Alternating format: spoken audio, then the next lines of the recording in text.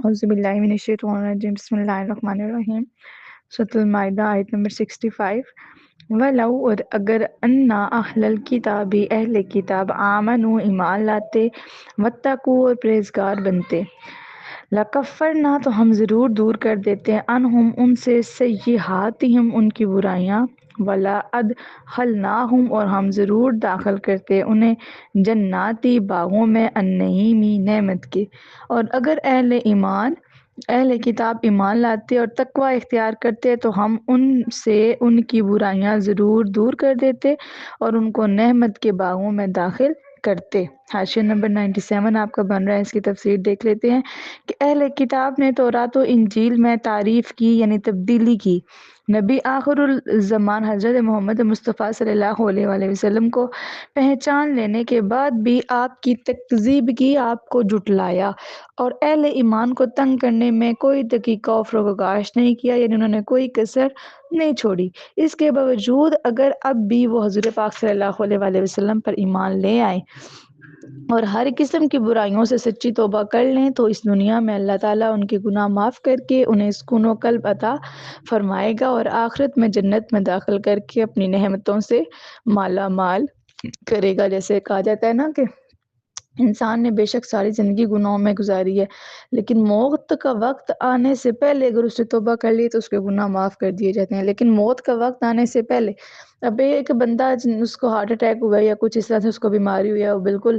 بستر پہ ہے، کوئی پتہ نہیں ہے کہ اس کی جان کب نکل جائے گی، تب وہ اللہ سے توبہ کر رہا ہے تو پھر تو وہ معافی قبول نہیں ہوگی، کیونکہ اگر بندوق آپ کے سر پہ رکھی جائے تو پھر تو آپ وہ بھی بات کہہ دیتے ہیں جو آپ کا دل تسلیم نہیں کرتا۔ تو معافی وہ ہوتی ہے جو بغیر کسی مطلب جب آپ کو پتہ ہے کہ آپ بالکل مرنے والے ہیں، آخری سانس ہے، پھر آپ توبہ کر رہے ہیں، پھر تو آپ قیامت کے وہ عذاب جو ہے اس سے ڈر کے آخر میں جا کے معافی مانگ رہے ہیں نا۔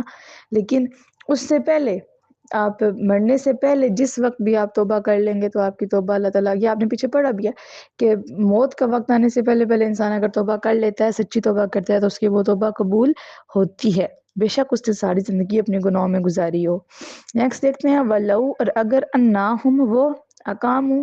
قائم کرتے التورات تورات کو والانجیل اور انجیل کو وما انزل اور جو نازل کیا گیا الیہم ان کی طرف من ربہم ان کے رب سے لَأَقَالُوا تو وہ کھاتے من فوقہم اوپر سے بھی ومن تحت ارجلہم اور نیچے سے بھی منہم ان میں سے امتن ایک جماعت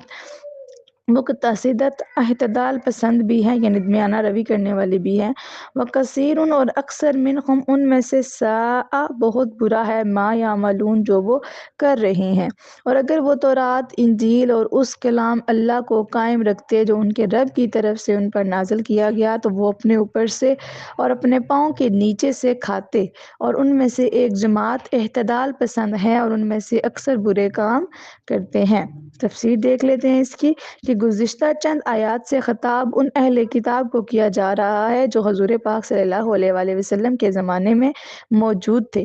جب اسلام پھیلنا شروع ہوا اور لوگوں کی ہمدردیاں مسلمانوں کے ساتھ بڑھ گئیں تو اہل کتاب کے دنیاوی کاروبار کو سخت دھچکا لگا اور وہ غربت و افلاس کا شکار ہونے لگے۔ اس آیت میں قرآن مجید نے ان کی غربت کی وجہ بیان کی ہے اور بتایا ہے کہ اگر وہ تورات و انجیل کے احکام کے پابند رہتے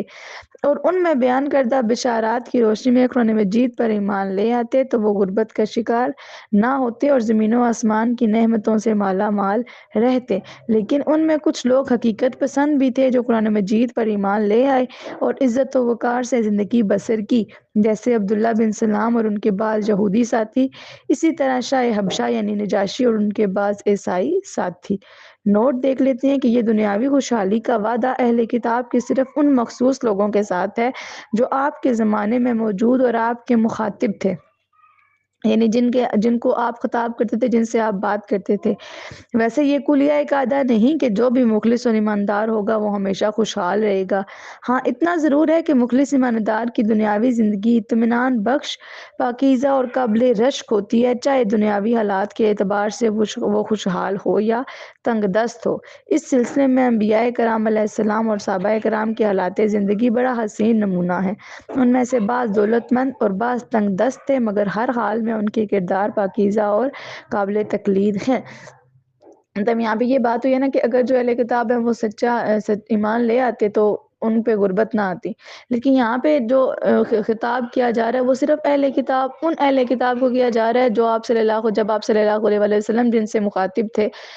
آپ صلی اللہ علیہ وآلہ وسلم کے زمانے میں جو اہل کتاب تھے ان کے بارے میں بتایا جا رہا ہے کہ اگر وہ ایمان لے آتے تو وہ غربت کا شکار نہ ہوتے۔ لیکن ویسے یہ کوئی قاعدہ نہیں ہے کہ جو انسان سچا ہے، ایماندار ہے، ایمان والا ہے تو وہ غربت کا شکار نہیں ہوگا، بلکہ آپ اب مثال جو حضور پاک صلی اللہ علیہ وآلہ وسلم سے لے سکتے ہیں کہ ان سے زیادہ مضبوط ایمان تو کسی کا نہیں ہے نا۔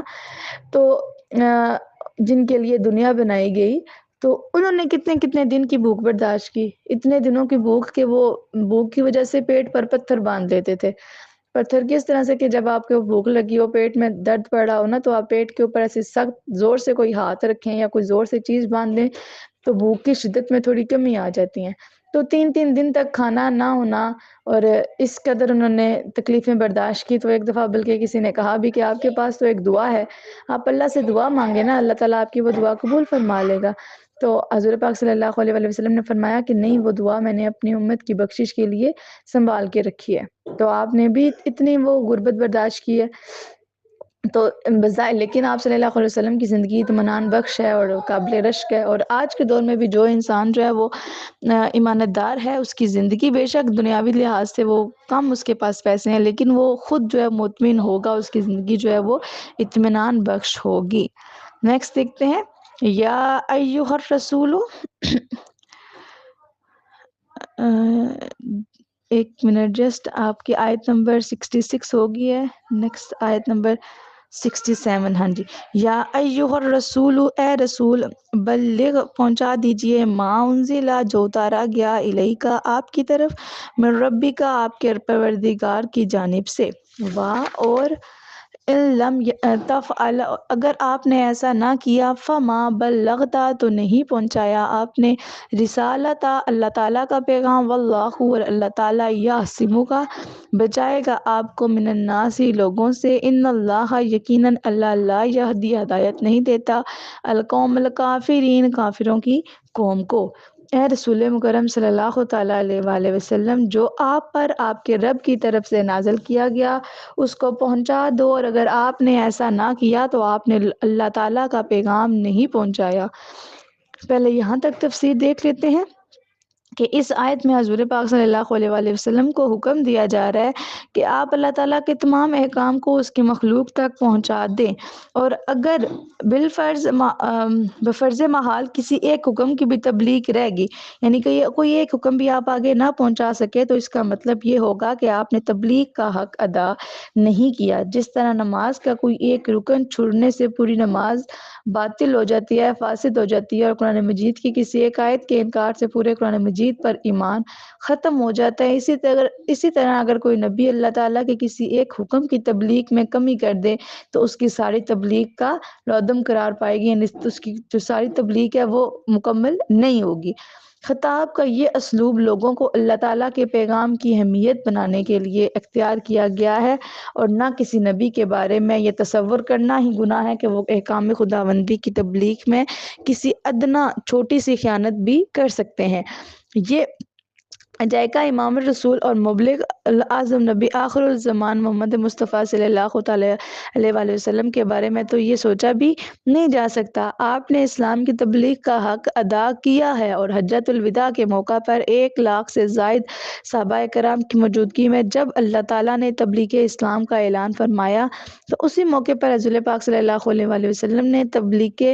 تکمیل تبلیغ کا بھی اعلان کرتے ہوئے فرمایا، اے میرے صحابہ، تم میرے بارے میں کیا کہو گے؟ صحابہ کرام نے عرض کی، ہم گواہی دیں گے کہ بے شک آپ نے تبلیغ اور نصیحت کا حق ادا کر دیا۔ اس پر آپ نے آسمان کی طرف انگلی کا اشارہ کرتے ہوئے 3 مرتبہ عرض کی، اے اللہ تو بھی گواہ رہنا، میں نے تیرا پیغام پہنچا دیا ہے۔ آیت کا نیکسٹ پارٹ دیکھتے ہیں، اور اللہ تعالیٰ آپ کو لوگوں کے شر سے بچائے۔ اس کی تفسیر دیکھ لے، بچائے گا، اس کی تفسیر دیکھ لیتے ہیں کہ کفار مکہ اور یہود مدینہ نے کئی بار آپ کو شہید کرنے کی سازشیں کی، مگر ہر بار اللہ تعالیٰ نے آپ صلی اللہ علیہ وآلہ وسلم کی حفاظت فرمائی۔ حضرت عائشہ صدیقہ رضی اللہ تعالیٰ عنہا روایت کرتی ہیں کہ نبی کریم صلی اللہ علیہ وآلہ وسلم کی حفاظت کی جاتی تھی حتیٰ کہ یہ آیت نازل ہوئی، یعنی اللہ تعالیٰ آپ کو لوگوں سے محفوظ رکھے گا۔ تب رسول اکرم صلی اللہ علیہ وآلہ وسلم نے خیمہ سے اپنا سر باہر نکال کر فرمایا، اے لوگو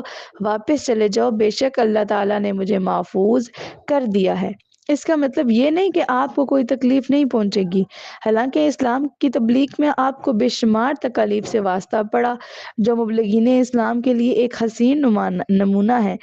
جیسے طائف میں قدم مبارک لہولہان ہوئے، اتنے آپ صلی اللہ علیہ وآلہ وسلم کے جو قدم مبارک تھے وہ اتنے خون سے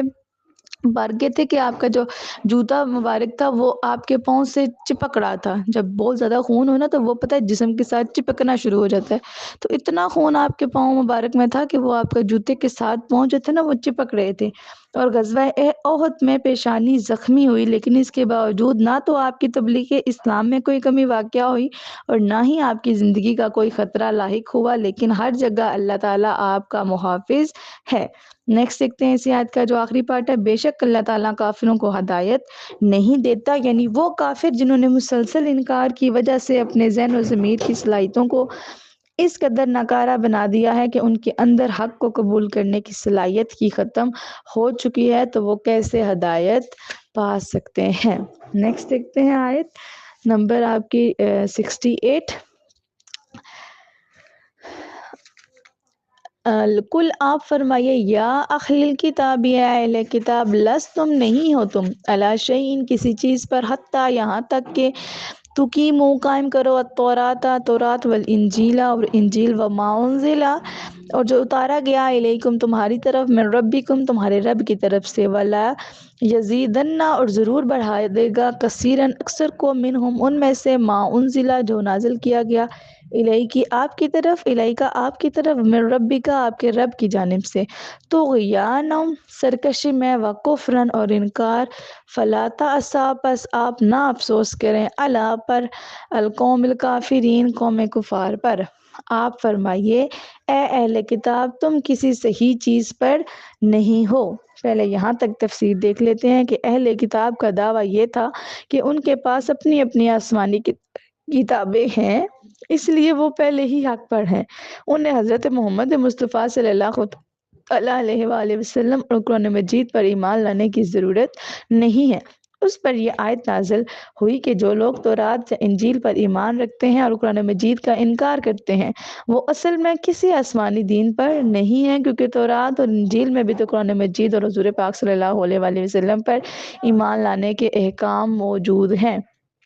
اور جو قرآن مجید پر ایمان نہیں لاتا وہ دراصل اپنی آسمانی کتاب یعنی تورات اور انجیل کا بھی نافرمان ہے، تو پھر وہ کیسے حق پر ہو سکتا ہے۔ آیت کا نیکسٹ پارٹ دیکھتے ہیں، جب تک کہ تورات، انجیل اور قرآن کو قائم نہ کرو جو تمہاری طرف تمہارے رب کی طرف سے نازل کیا گیا ہے، اور آپ پر جو کلام آپ کے رب کی طرف سے نازل کیا گیا ہے، وہ ان میں سے اکثر لوگوں کے کفر اور سرکشی کو زیادہ کر دے گا، بس آپ کافروں پر افسوس نہ کریں۔ یہاں اس کی تفسیر دیکھ لیتے ہیں کہ جس طرح کلام الہی کے اقرار سے انسان کی نیکیوں میں اضافہ ہوتا ہے، اسی طرح کلام الہی کے انسان سے انکار سے انسان کی سرکشی میں بھی اضافہ ہوتا ہے، کیونکہ قرآن مجید کے احکام اہل کتاب کے مفادات سے ٹکراتے تھے، یعنی قرآن مجید میں جو حکم تھے وہ اہل کتاب کے فائدے کے خلاف تھے، اس لیے وہ انکار کر دیتے اور اس انکار سے ان کی سرکشی میں اضافہ ہو جاتا، مگر ان کے انکار سے حضور پاک صلی اللہ علیہ وآلہ وسلم غمگین ہوتے کہ آخر وہ اپنے نفع و نقصان میں تمیز کیوں نہیں کرتے، یعنی فرق کیوں نہیں کر سکتے کہ کیا چیز ان کے فائدے کے لیے اور کیا چیز ان کے نقصان کے لیے۔ تو اس آیت میں حضور پاک صلی اللہ علیہ وآلہ وسلم کو تسلی دی جا رہی ہے کہ آپ غمگین نہ ہوں، ان کے اسلام نہ لانے میں آپ صلی اللہ علیہ وآلہ وسلم کی تبلیغ کا کوئی قصور نہیں، دراصل جی اپنی سرکشی کے عذاب میں مبتلا ہیں۔ قرآن کی مثال بارش کی طرح ہے جو زمین میں مدفون بیج کو اگا کر زیادہ کرتی ہیں، لیکن اس کی حقیقت کو تبدیل نہیں کرتی، یعنی گندم کے بیج سے گندم اور گھاس کے بیج سے گھاس کا پودا ہی نمودار ہوگا۔ اسی طرح جن کے دلوں میں سرکشی کا تخم دفن ہے، قرآن اور اس کی سرکشی کو نمایاں اور زیادہ کرتا ہے، اور جن کے دلوں میں اطاعت کے جذبات موجود ہیں تو قرآن ان کی اطاعت شاری میں اضافہ کرتا ہے۔ نوٹ ہے کہ اسی مضمون کی مزید تفصیلات کے لیے اس صورت کے حاشیہ نمبر 94 ملاحظہ کریں۔ نیکسٹ دیکھتے ہیں، ان الذین، بے شک جو آمنو ایمان لائے، والذین اور جو ہادو یہودی بنے، والصابئون اور صابی، اور النصارى نصرانی، من جو بھی آمنا ایمان لایا، باللہ اللہ پر، والیوم الآخر اور روز قیامت پر، وعمل اور عمل کیے، صالحا نیک، فلا خوف تو نہ کوئی خوف، علیہم ان پر، ولا ہم اور نہ وہ، یحزنون غمگین ہوں گے۔ بے شک مسلمان کہلاتے ہوں یا یہودی، صابی ہوں یا عیسائی، جو بھی اللہ تعالیٰ اور روز قیامت پر ایمان لائے اور نیک عمل کرے تو نہ ان پر کوئی خوف ہوگا اور نہ ہی وہ غمگین ہوں گے۔ اس آیت کی تفسیر دیکھ لیتے ہیں کہ یہود اس غلط فہمی میں مبتلا تھے کہ صرف وہی جنتی ہیں، باقی سارے لوگ دوزخی ہیں، لیکن اس آیت نے وضاحت کر دی کہ جنتی کسی گروہ کی وراثت نہیں، بلکہ ہر وہ شخص اس کا مستحق ہے جس کا ایمان صحیح اور عمل صالح یعنی عمل نیک ہو، چاہے اس سے پہلے اس کا تعلق کسی بھی گروہ سے ہو۔ نیز اس سے یہ بھی معلوم ہوا کہ کسی دنیاوی مقصد کے لیے اسلام کا نام استعمال کرنا کافی نہیں، بلکہ نجات کا اصل دار و مدار ایمان صحیح اور عمل صالح پر ہے، یعنی نیک اعمال پر ہے۔ اس آیت کی ایک تفسیر یہ بھی ہو سکتی ہے کہ جو اہل کتاب اپنی اپنی کتاب کے زمانے میں اللہ تعالیٰ پر ایمان لائے اور اپنی اپنی شریعت کے مطابق نیک اعمال کیے تو انہیں کوئی غم نہیں ہوگا اور وہ جنت میں جائیں گے۔ مثلا نزول انجیل سے پہلے تورات کے صحیح پیروکار اور نزول قرآن سے پہلے انجیل کے صحیح پیروکار بھی جنت کے مستحق ہوں گے، لیکن اب صرف قرآن مجید کے اطاعت کی نجات کا ذریعہ ہے، کیونکہ یہ اللہ تعالیٰ کا آخری کلام ہے اور جو بنی نوح انسان کی ہدایت کے لیے نازل کیا گیا ہے۔ لقد بے شک اخذنا ہم نے لیا تھا، میثاق کا پختہ وعدہ، بنی اسرائیل سے، وارسلنا اور ہم نے بھیجے تھے، الیہم ان کی طرف، رسول، کلما جب کبھی، جاءہم آیا ان کے پاس، رسول کوئی رسول، بما وہ لے کر جسے، لا تہوی نہ پسند کیا، انفسہم ان کے نفسوں نے، فریقاً ایک گروہ کو، کذبوا انہوں نے جھٹلایا، و فریقاً اور ایک گروہ کو، یقتلون قتل کر دیا۔ بے شک ہم نے بنی اسرائیل سے پختہ وعدہ لیا اور ان کی طرف رسول بھیجے، مگر جب کبھی ان کے پاس کوئی رسول آیا، ایسا حکم لے کر آیا جو ان کی نفسانی خواہشات کے خلاف تھا، تو انہوں نے انبیاء کے ایک گروہ کو جھٹلایا اور ایک گروہ کو قتل کر دیا۔ امید ہے آپ کو یہاں تک سمجھ آ گئی ہوگی، باقی کچھ سمجھ نہ آئے تو وہ آپ نے پوچھ لینا ہے، اور اللہ تعالیٰ سے دعا ہے جو پڑھا ہے اس میں جو غلطیاں کوتاہیاں ہو گئی ہیں ان کو معاف فرما کر اسے اپنی بارگاہ اقدس میں قبول فرمائے، اور ہمیں اس پر عمل کرنے اور اسے دوسروں تک پہنچانے کی توفیق عطا فرمائے۔ وما علینا الا البلاغ المبین۔